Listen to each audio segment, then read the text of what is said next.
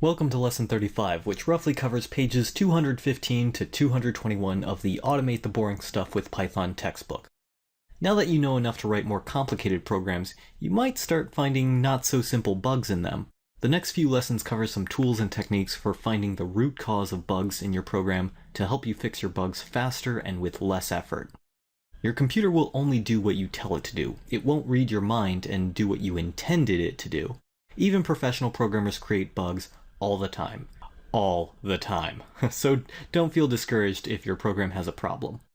And Python raises an exception whenever it tries to execute invalid code. For example, a zero divide error happens when we try to divide a number by 0. And this doesn't make mathematical sense, so Python raises an exception. In previous lessons, you learned how to handle Python's exceptions with try and except statements so that your program can recover from exceptions that you anticipated. But you can also raise your own exceptions in your code. Raising an exception is a way of saying, stop running this code in this function and move the program execution to the except statement. Exceptions are raised with a raise statement. So that's just the raise keyword, and then we'll call the exception function, passing it a string for an error message, and this will return an exception object that is raised. And the effect of this is the exact same as the other exceptions that were raised, except this is your own custom message that you can add to it. So if there are no try and except statements covering the raise statement, the program simply crashes and displays the exceptions error message. So let's do an example. Open up a new file editor window, and let's say we wanted to create a box printing function.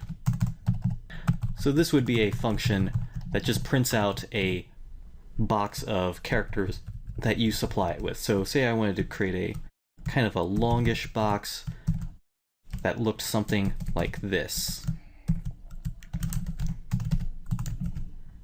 Something that's just 5 lines tall and, what is this, probably about 15 or so wide. But not just this size, but any size box. So I want to create a function that we can pass it a symbol, just like the asterisk string in this box, and then we can also pass it an integer for the width and height.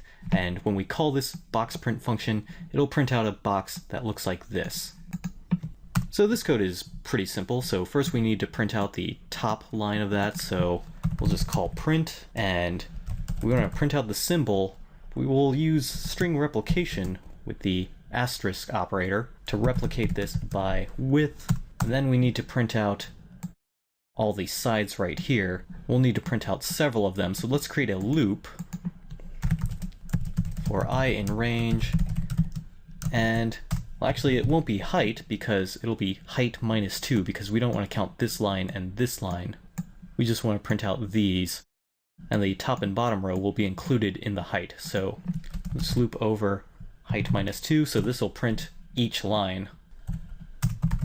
So again, we'll just print out symbol, but then we'll also need to print out a certain number of spaces. So I'm just going to have a white space character and use string replication, multiply it by the height, and then have symbol on the right side as well, right here. Except just like this was height minus 2, we also want this to be width minus 2. And then after that we need to print the bottom line, so we'll just print out this again. So we can test this out. Let's call box print.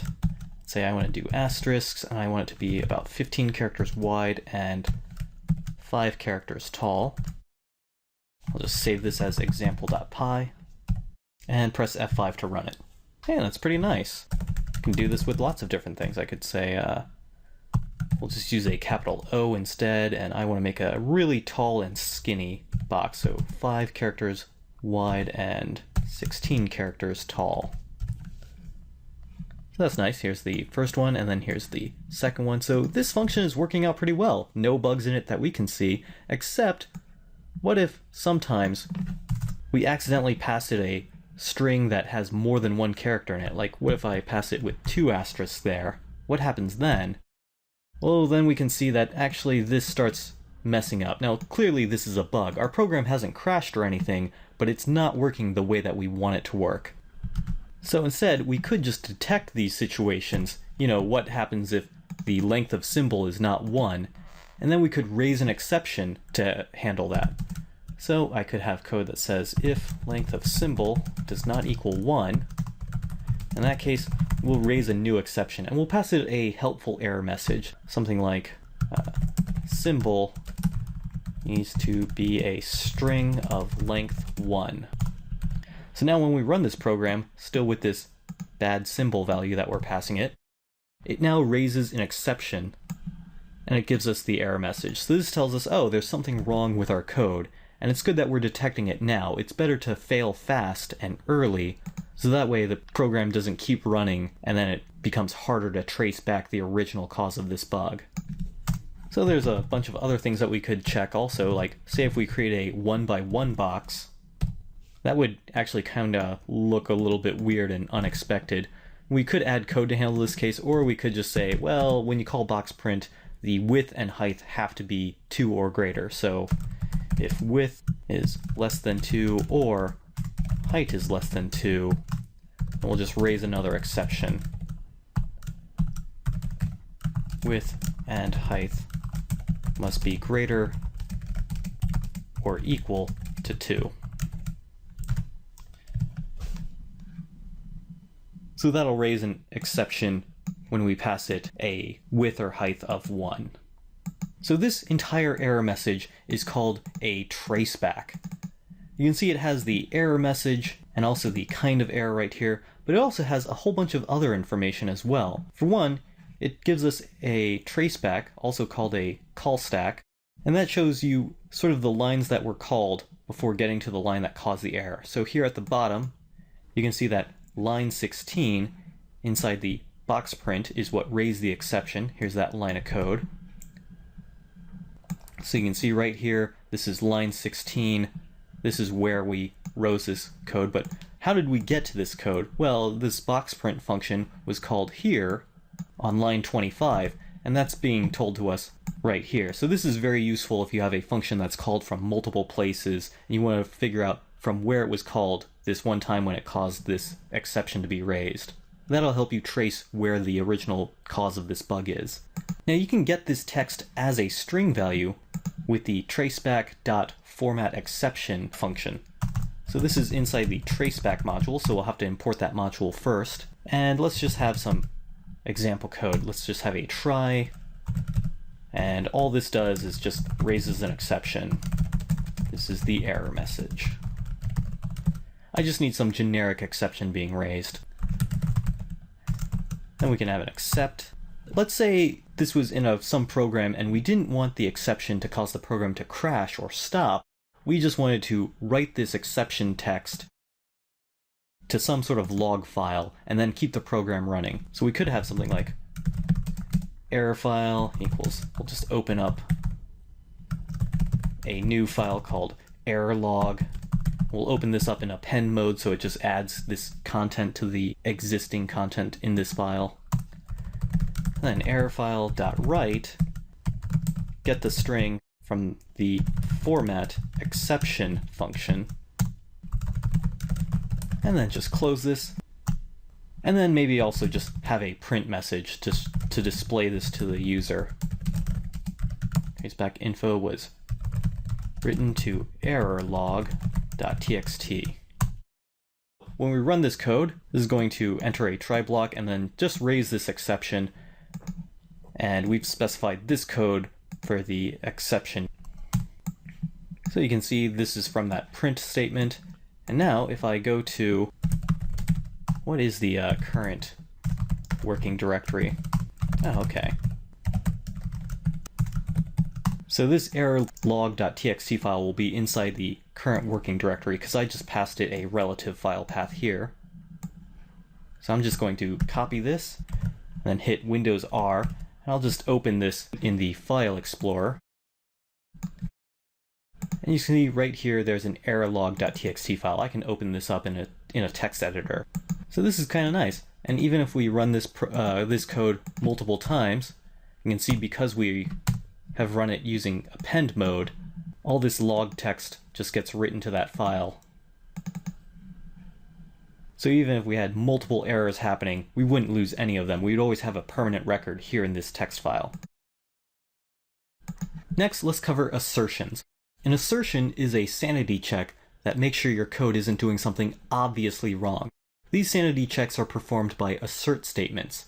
If the sanity check fails, then an assertion error exception is raised. So the assert statement is simply just the assert keyword followed by a condition. And if this condition evaluates to false, then it raises the assertion error. And we can specify an error message as well. This is the error message.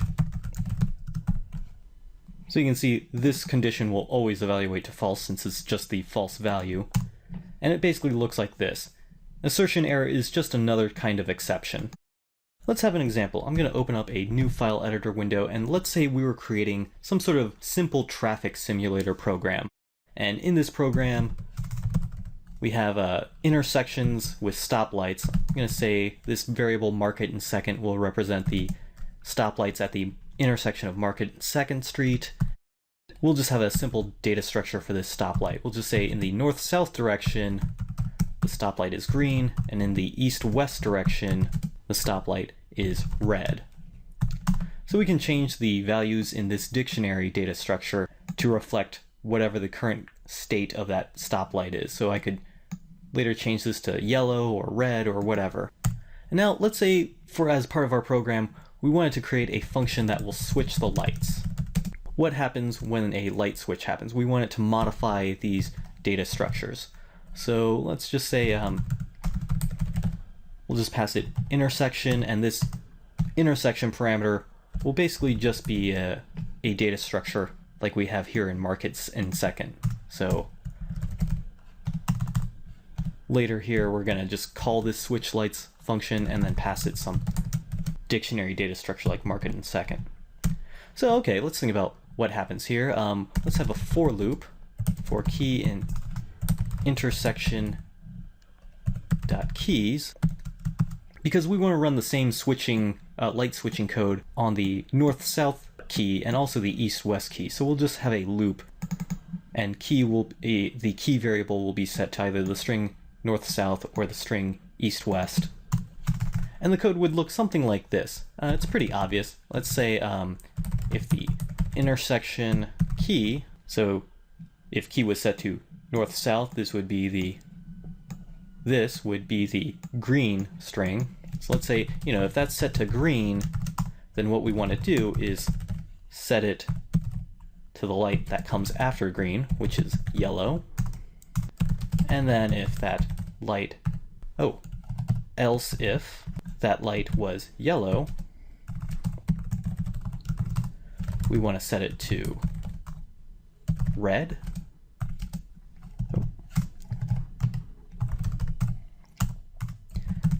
And if the intersection light for either north-south or east-west was set to red, we would want to set it to green.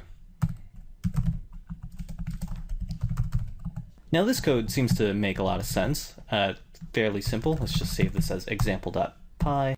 And then you write the rest of your traffic simulation program, but when you actually start running it, all these virtual cars in the program keep crashing into each other, and you don't know why. If you're just looking at this code right now, you might not even see the bug that's right here. Here, I'll show you what it is. We can just say print out Market in Second, and then when we call switch lights, let's print out what Market in Second looks like afterwards. You can see right now it's a green light in the north-south direction and a red light in the east-west direction. But now when I run this, you can see, okay, first time, yeah, green and red, that's fine. And green lights are turned to yellow lights, and red lights are turned to green lights. So the program hasn't crashed or anything, but let's think about this. There's traffic going in the north-south direction and the east-west direction. Obviously what we want to have happen is this should turn to yellow, but red doesn't turn to green until that yellow has turned to red. This is a pretty subtle bug. We didn't pick up on it, but we could have if while we were writing this, we just call an assert statement and just have some function that has to be true, a sanity check that as a condition that evaluates to true, and if it doesn't, there is obviously something wrong. So let's say the string red has to be in the values of stoplight. And if not, we want to raise an assertion error. And the error message that we'll pass is neither light is red. And we can just print out the dictionary data structure as well. So now, if we had written this when we had first started, we will immediately find out, oh, there's a problem in the switch lights code. Oh, whoops. Mistyped this. So now when we run this code, we can see that there's some sort of error. It's telling us neither light is red, and it's also showing us what that data structure is. And we can see, oh, right, that's going to be a problem when we run this traffic simulator program if there's traffic going in both directions. So in plain English, an assert statement is saying, I assert that this condition always holds true, and if not, there is clearly a bug somewhere in the program. Unlike exceptions, your code shouldn't handle assert statements with try and except. If the assert fails, your program should crash. And by failing fast like this, you shorten the time between the original cause of the bug and when you first notice the bug. This will reduce the amount of code that you have to check before figuring out what is causing the bug. Now, assertions are for programmer errors, not user errors. For errors that can be recovered from, such as a file is not found, or a user entered invalid data, or something that can be expected, raise an exception instead of detecting it with an assert statement. Now, the exact circumstances of when you should use an assert statement or when you should use a raise statement to raise an exception is up for debate, but as long as you're doing something to detect error states in your program, that will really help you by letting you find out about errors sooner rather than later. You can also use assertions with an assert statement. And assertions are for detecting programmer errors that are not meant to be recovered from. That's why we often say assertions are sanity checks. We never expect them to actually be raised. However, user errors should raise exceptions.